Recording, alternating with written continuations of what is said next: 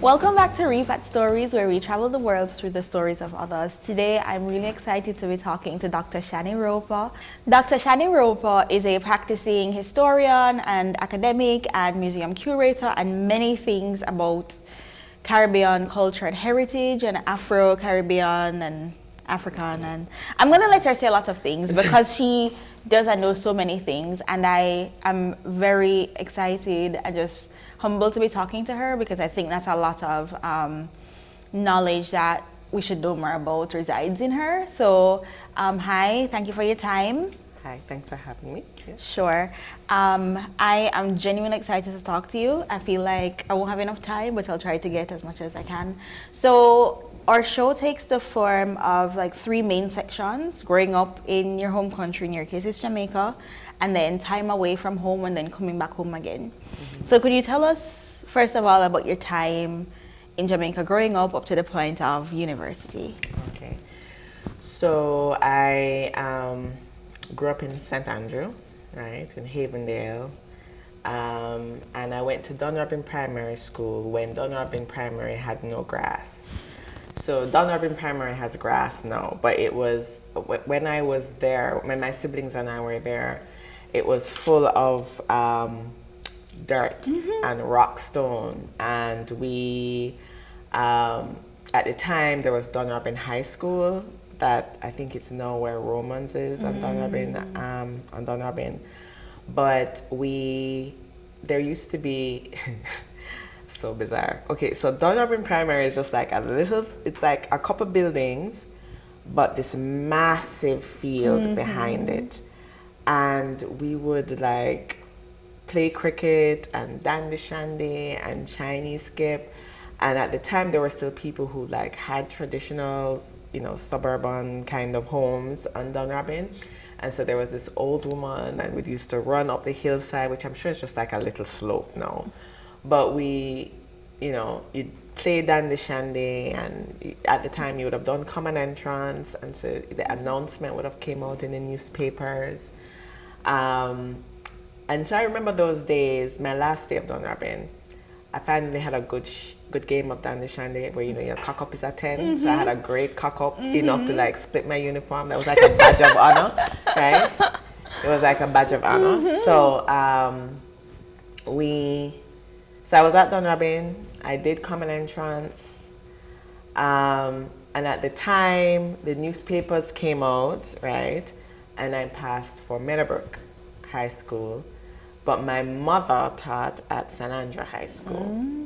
And so in the end, I did that 5% transfer. I mean, all this is now, I've now dated myself properly, right? But I got a 5% transfer. What do they call it, 5%? So it's, I'm not quite sure what it means. Is that from the school or from the administration? Yeah, you transfer. No, not it is. It's like you transfer from one to another. No, that's just like yes. But the 5% is what? They called it like a 5%. I may be misremembering. I may not be remembering correctly. But let me just say, I was transferred. I got a transfer, and I started at San Andrew High School for girls. But my mother was a teacher there, so being a teacher's child, it's not fun. And it was a very difficult, but while I was there, and even before then, I've always had, people usually find history boring because it's a lot of dates, but my brain functions really well with dates and chronological timelines and weaving in multiple stories into a timeline, right? So from very, very early, I was a person who remembered when all the dogs died, when they got pregnant, just random anniversary dates and stuff. And my parents were they allowed us to play to our strengths. And so I was able to continue to do that, right? And that was really a very important part of my upbringing. What does that mean? Like how like give me an example of how your parents, because parents are watching this too. Oh, well, so my parents were, so okay, I was an average student. I was an average student. So I was very much kind of into like speech, choir, and drama, and so on. And so they encouraged me. Every year I got a certificate of school citizenship.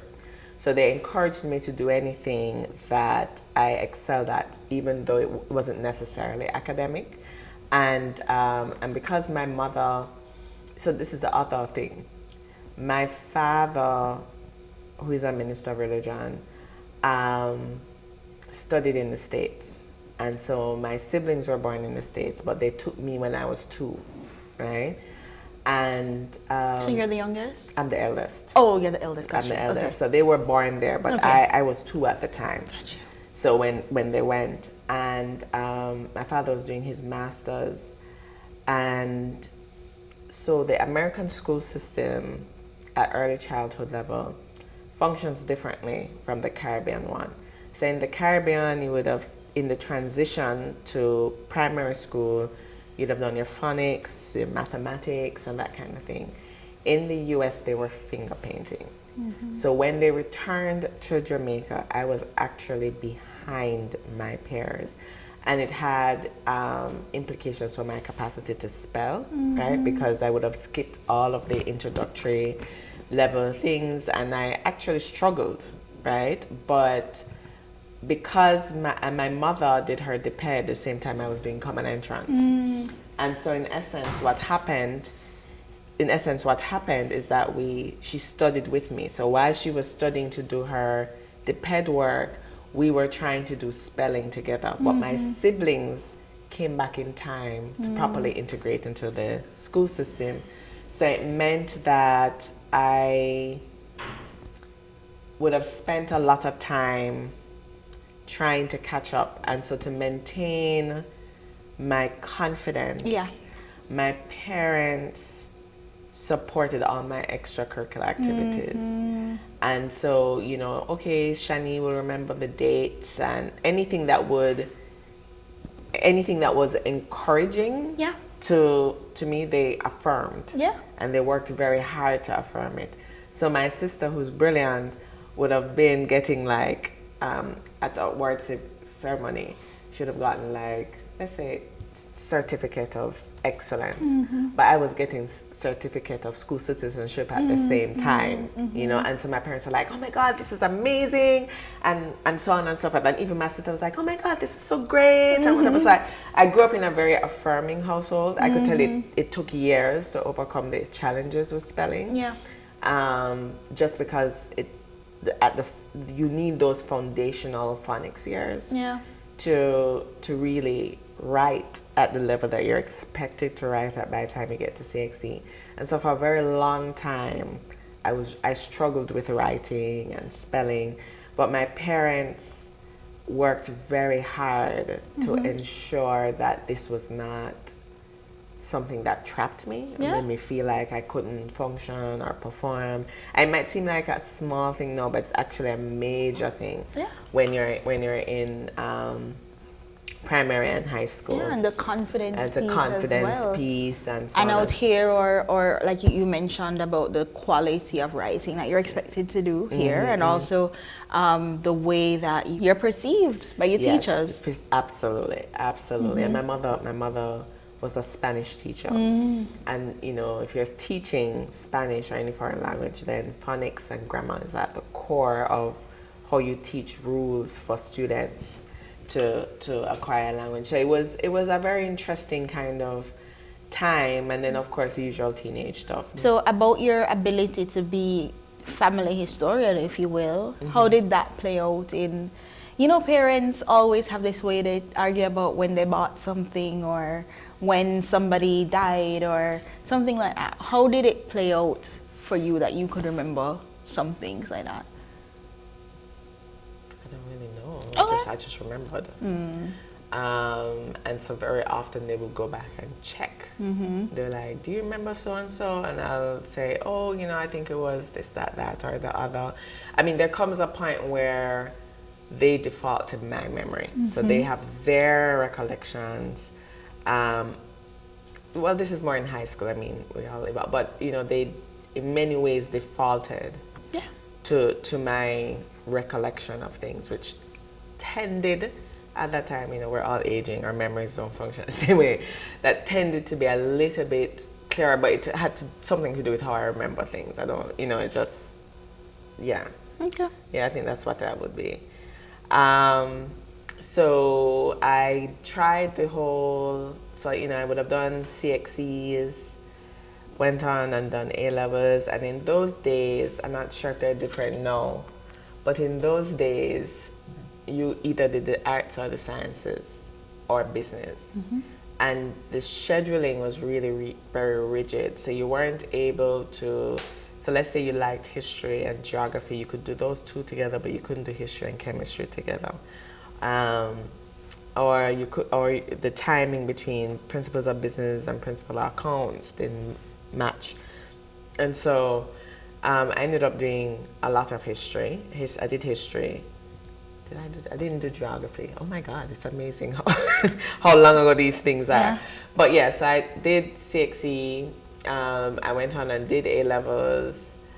And I remember at the time my mother was very concerned about what I was going to end up doing.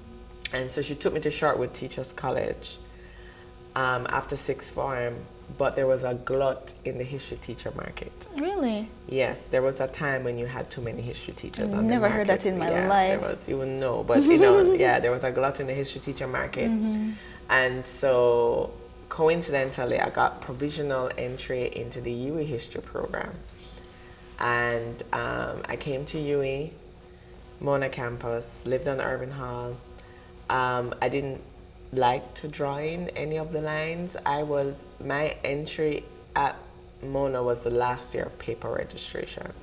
And what used to happen is that you would do the subjects that you want, and you get your paper, and you'd walk around and get them signed. And there were these long lines because you wanted to get into a course, and you had to get like the prerequisites if you wanted to continue in a particular trajectory. I didn't like to join any of the long lines. So I did a lot of history, like history of the Middle East, and I specialized in history of Africa. And then, you know, but I was at campus, I wasn't really self-present, living on hall, enjoying myself. And then about somewhere in my second year, I realized, oh wait, I only had another year left, because your program is 3 years, but I would have wasted the first year. And there used to be a course called UC 120 that everybody had to do, which is almost like basic English writing. Okay. I thought it was a waste of my time, but you can't graduate without UC 120, and you couldn't do the second year courses without it, like something, I can't remember. Foundational Wait, courses. excuse me, I just realized. So UC as in university, like the way they call the taxes, like UC? Yeah, UC 120. So that's what this is called? I don't know if that's what the UC is called. I don't know if that's what the UC Where it's from? meant. No, the UC, when taxes say UC, this used to be University College of the West Indies. Right. And so UC is University College of the West Indies and not UE. Right. Yes. But the course UC 120 is an evolutionized university-wide course that we all had to do. But maybe that's why it's called UC. But I don't know. We don't know. Torturous course. That's all I know, and I hated it. Yeah. But I had to finish. Yeah. So I sped up and did, oh my God, like 1,000,001 history courses, and you know, because I didn't do a lot of the signing up for a lot of the intro-level courses that would give you access to second-year courses. I was kind of running around trying to get things started. But I finished, and I remember I was searching for a job. And in those days, oh my God, in those days you searched through the telephone directory to send out your letters, right? And I sent out a whole bunch of letters. And I remember, it's a running joke in my family actually, I remember I got back a letter, and it was something like, Jamaica something business development, whatever. It sounded like a huge organization. And the lady wrote back and said, "Dear Miss Roper, thank you so much for your interest in our company. We are a small team of 2, and unfortunately, we're not hiring at this time." And it was a huge joke because the name was ginormous, but it was really just 2 people in the company. But so I sent my stuff to customs as well. And one day I was at church and somebody said, "Oh, you should apply to Institute of Jamaica." So I sent in a general application to Institute of Jamaica, and they called me back for an interview in the Museum of History and Ethnography. My interview was 9 o'clock in the morning. So it was the first interview. And I walked in and, they asked me a whole bunch of questions, a lot of them history, Afro-Caribbean questions kind of thing.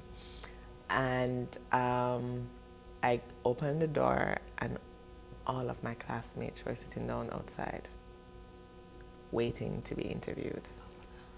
Right? Not all, but I knew almost everybody there. Like, it was like 5 people sitting down and they're all waiting. And at that time, they don't do it like this anymore at Institute of Jamaica, but it used to be at that time you all kind of like sat outside. I don't remember why that happened because they stopped that practice, but you sat outside. And so when you come out, you can actually see everyone sitting there. But I got the job. They called me back the next day. And I started in the Museum of History and Ethnography as assistant curator. And at regular 21, 22? Yeah, 21, 22. It was the only job interview I received. It was literally the only one I received. A month later, I got a call back from customs for the position of filing clerk. Oh. Which I said, "Oh, I'm employed. I'm unavailable." Oh, you didn't say, "Oh, yeah, let's do it." Yeah, I said, no. Filing clerk? No. No, I'm being sarcastic. Yeah. No, I was out. Yeah. And I would say... Which there's nothing wrong with that, but it's in your field. It's not in your field. My field. Right. And I would say that up until that point, I was actually frustrated with the study of history, because when you do history, there's actually no clear career path. The idea is that you'll be a teacher or you start out in filing, right? But nobody really kind of envisions a career trajectory in the field, and it's, a lot of it has to do with how our societies are and that kind of thing. So my boss at the time was really, looking back at it now, I would say I was mentored, because it was a museum of history and ethnography. So in order to, and what happens in museums, especially if you're in a history space or history museum, that you in order for you to mount an exhibition, so first and foremost, in a gallery space, exhibitions happen every 3 to 4 months, right? They may last longer, but there is a higher rate of turnover in the exhibitions. In a history exhibition takes a while. It's actually grounded in historical research. And that's not to say that the same research doesn't happen in the other spaces. But I would certainly say it takes a very, depending on the size, let me not misrepresent the field, depends on the size of your team. It takes a lot longer to do the historical research. So the turnover in the history museum exhibition space is long. Exhibitions last longer. They can last anywhere from 9 months to a year. And the tendency is to have, historically, to have permanent exhibitions. That's no longer really a practice in museums. But you'd have a permanent exhibition gallery space and then a temporary space. That doesn't happen in Jamaica, right? We don't have that kind of space. But we did a lot of museums as memories, so community interventions, interaction between education, curriculum, and exhibitions. And my boss allowed me or provided me with opportunities where I moved around the Institute of Jamaica. So even though I was an assistant curator with responsibility at the time for People's Museum, which is at Spanish Town in the King's House facade. I spent time over at African Caribbean Institute of Jamaica. I spent time. I did a short stint as a curator while the curator was away, and so I did researchers and curators committee. Like I did a whole range of things, and then I went back to do my master's, and he was disappointed because he wanted me to do heritage studies. But being in the museum, for me, meant that the way how you learn history in the classroom at undergraduate level is really not how history functions. And once you get into the archive, I enjoyed being in the archive. I wanted to be in the archive. And working with them allowed me to spend that time. And I started my master's in history. He wasn't that happy about it. But I was given the opportunity to pursue my master's. It's actually how I found my master's thesis topic. So we were doing a museums as memory project. My responsibility was to go through the newspapers, the historic newspaper collection, to look at the 1930s. We were trying to find history about this community. And the 1930s is this period of significant unrest. And so in the middle of the Frome riots in Westmoreland, which is seen really as a turning point in decolonization, rise of trade unionism and so on in Jamaica, there was a champion baby competition on page 2 of the Gleaner. And page 1 was a shootout in Frome, right, where they called the riot act. Police eventually shoot a pregnant woman in her stomach. She dies. It's the rise of the PNP in that year. It precipitates the rise of the People's National Party and the Bustamante Industrial Trade Union, which in turn evolves into the Jamaica Labour Party. So it's this really major point in Jamaica's history. And in the middle of it, there's this champion baby competition. And I was like, what the hell? And so my master's thesis looked at the visibility of children around that period. And my boss at the time allowed me time to do that work. So I could do that work on work hours. And so even though he wanted me to do heritage studies, because I had made this choice, he didn't sabotage me, you know what I mean? So I'm very grateful for that.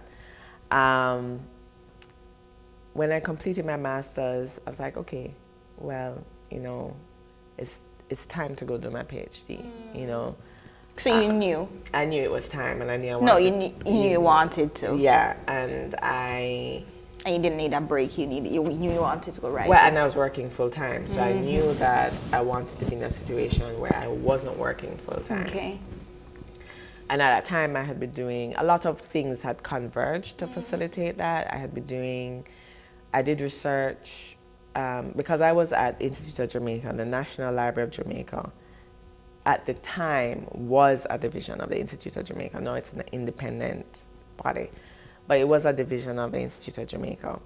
And so I would just walk over from museums division over to National Library of Jamaica. And so when scholars abroad or in other Caribbean countries wanted research, I could just walk over and get it for them, right?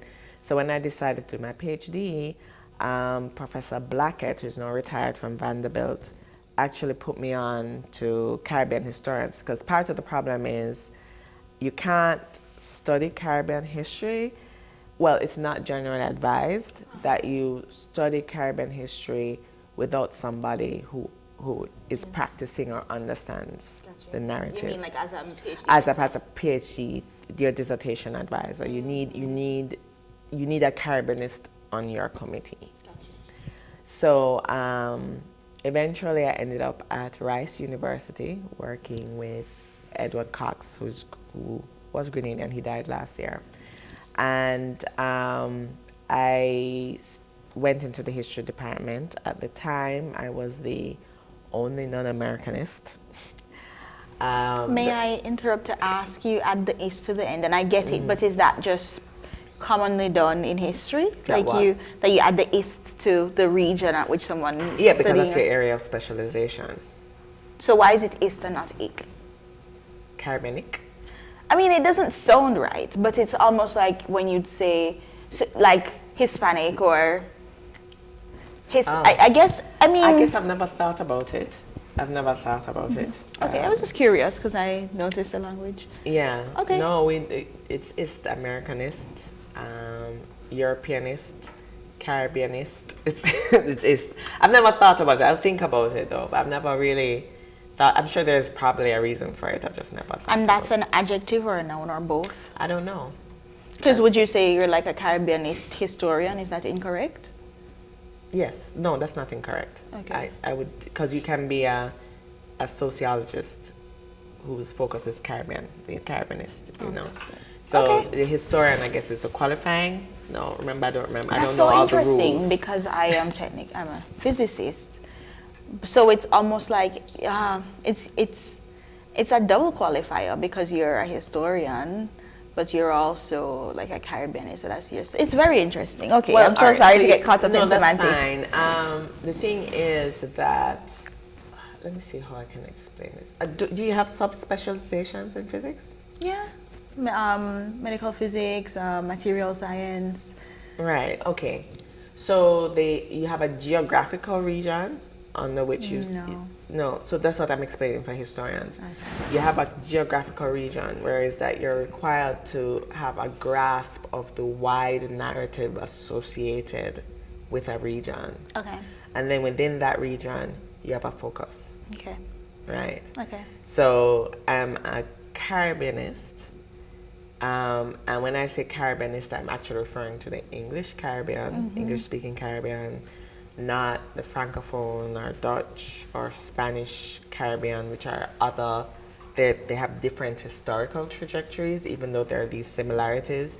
And then within that broad heading, I specialize in childhood and poor relief and social welfare. Gotcha. With a specific time reference. It's the way how, so as a historian at the dissertation level, you channel down into one specific area, but to be able to be grounded in that area, you actually have to know all of this or be aware of all of that. Yes, it's a slightly different world. But so Rice at the time was known for being American Southern focus. They had I'm not gonna get carried away, but their focus was Southern, and that's not to say they didn't have other specialists, but they were known in a lot of ways for American Southern history and politics, right? It was they fund you for your 5 years, so that's a blessing. And it was a small cohort, so they tend not to have big cohorts, right? I don't know if that's changed now, but at the time it was a smaller cohort, and we overlapped with the 2007 housing crisis, so a lot of American universities were shrinking because they were losing money in their endowments and that kind of thing. So so I started at Rice with Ed, and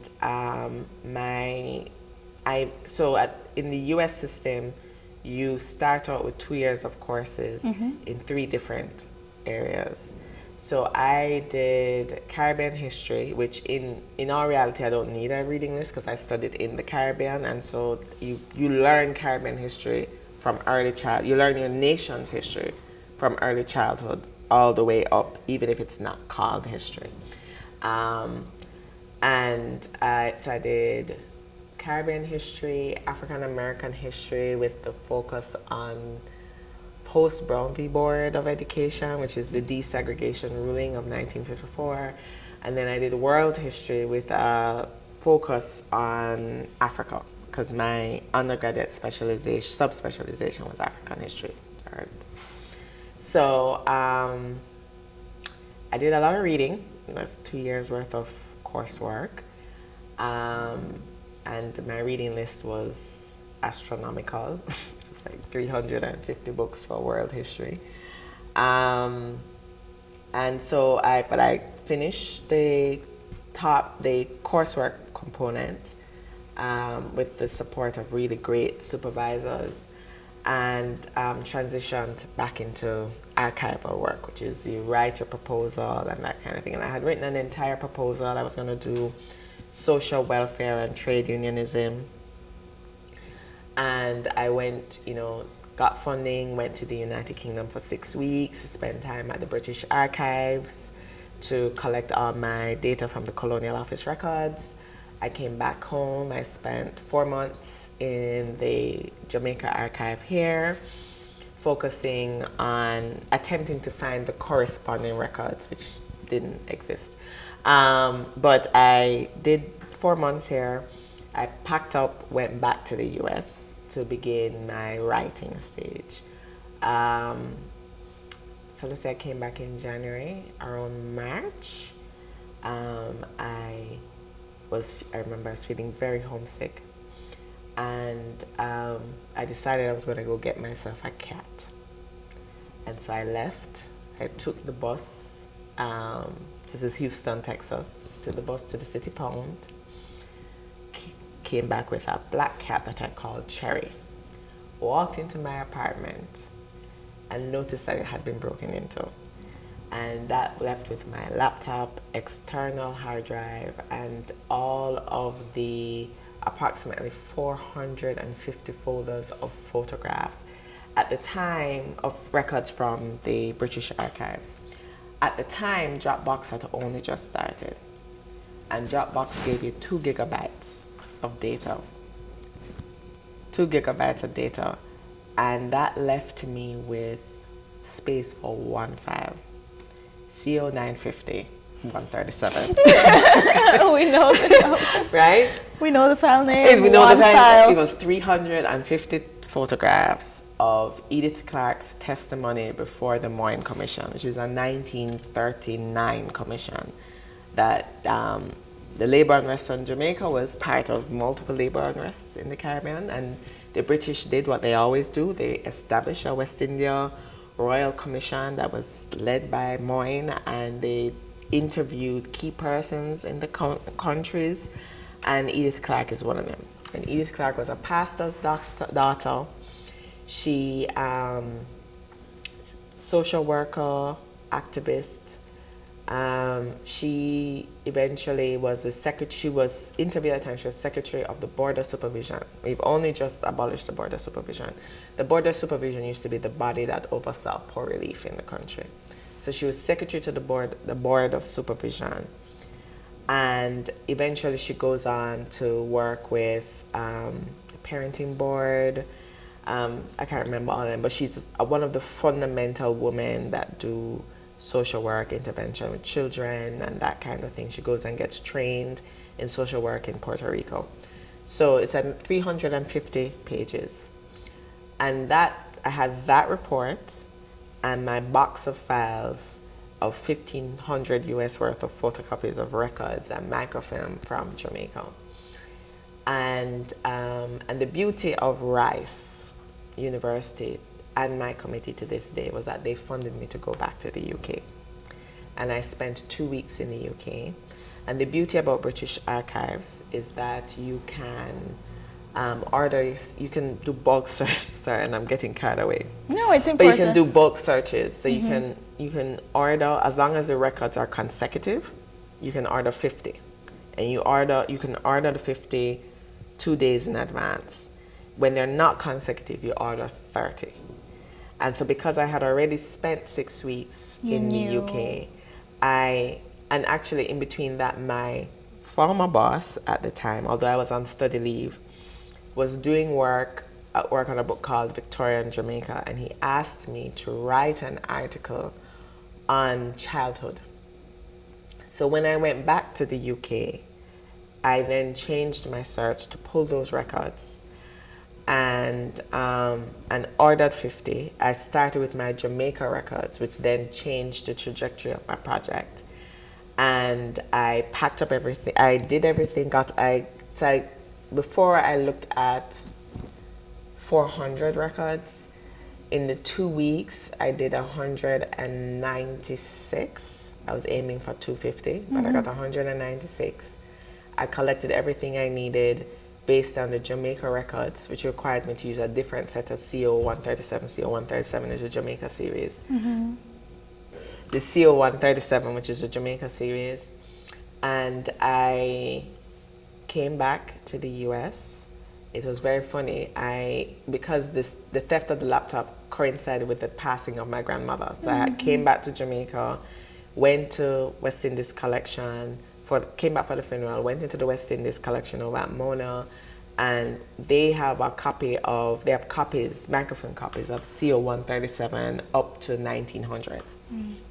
So CO137 runs from, I think, 1655 until 1950 something. It's everything to do with British administration of Jamaica. And but Mona would have had up to 1900. So I went back. So while I was cross-listing what I would request from British Archives based on the work that I had already done, I double-checked the things against the microfilm here, all part of preparing for my grandmother's funeral. And I came back home, went back to the States, only to realize that I had forgotten my stipend. My stipend was going to end in May because it was for 9 months of the year. And so I had not yet prepared to look for a summer job. So for that summer, I lived like I was on poor relief. I was a complete pauper. But my committee was absolutely amazing. And I went back to England in the summer, and I wrote my dissertation. I wrote the first chapter. Ed required me to write the first chapter. I finished the first chapter in September. The chapter on childhood, that workshop was in December, and I decided I wanted to return home.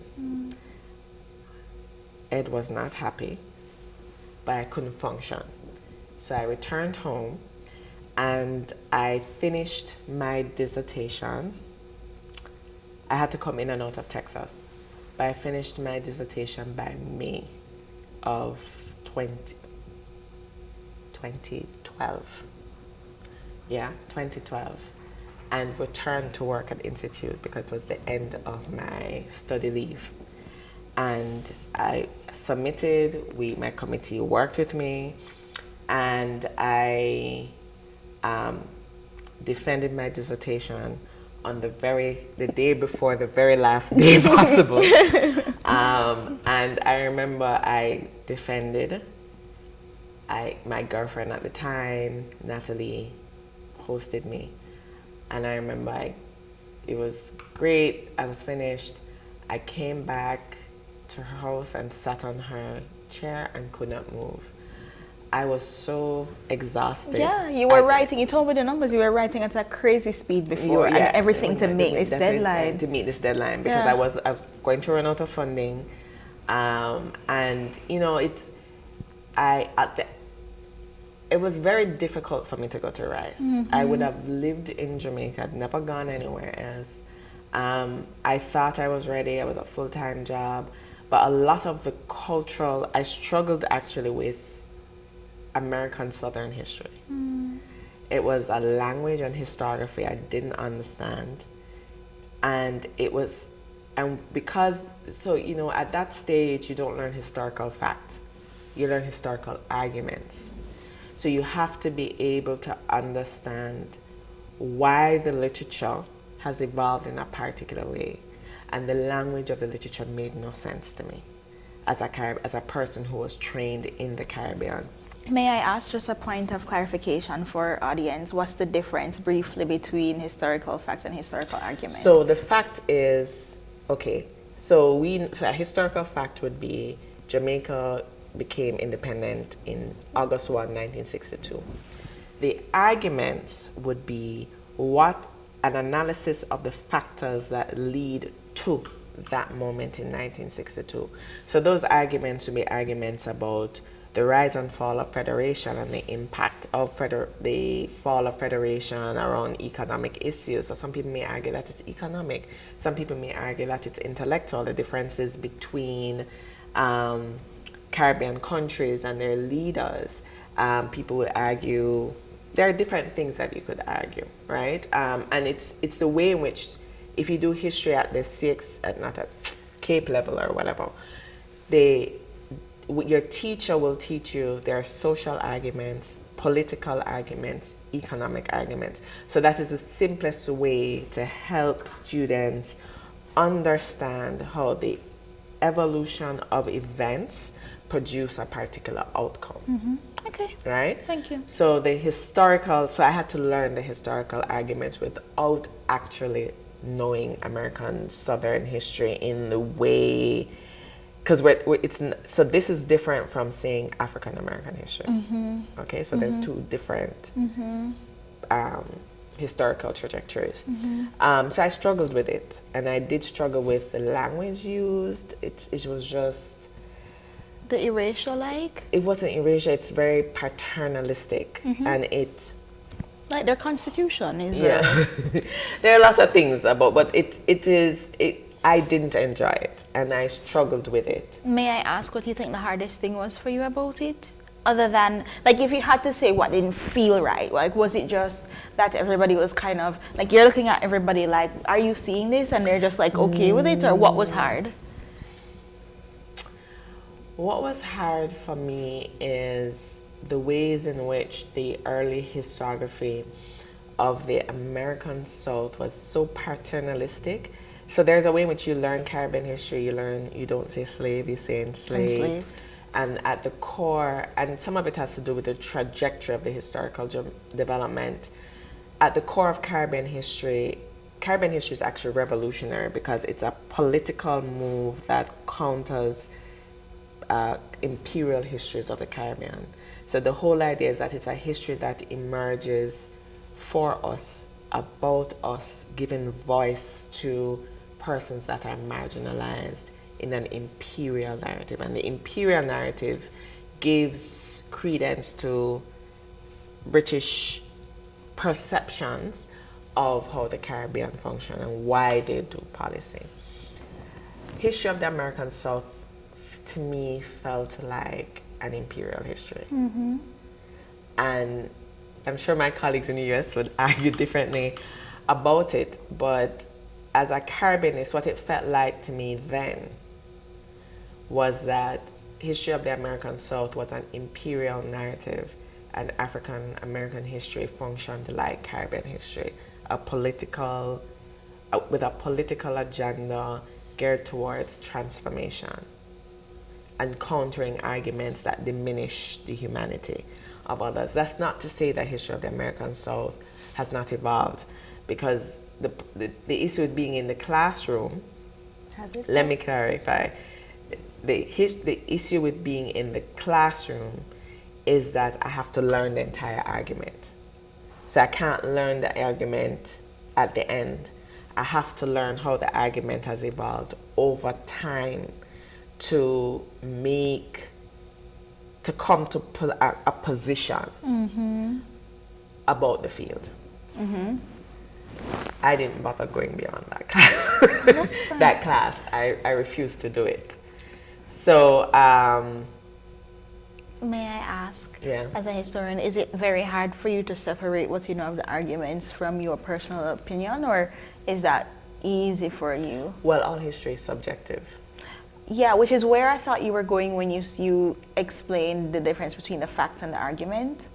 But I understand what you said, but I thought that's what you meant at first. No, that's not what I mean. I mean, so in understanding... No, I get what you mean. Yeah, the ways in which a historical argument is constructed, yeah, is also very important to understand where the writer is coming from, right? But you learn that after you've learned the historical argument, right? it becomes part of understanding how a subject within the study of history evolves over time. But you learn the way how you learn, you're supposed to learn the fact in the ideal world. You learn the fact first, then you learn the historical argument, then you learn the broader context that would have shaped the development of a series of historical arguments over time. History isn't really taught like that anymore, definitely not at UE, but that's how we were taught. So I was taught very traditionally in the master's program. I was taught by Vereen Shepherd, Royal J just became 100. Yeah, so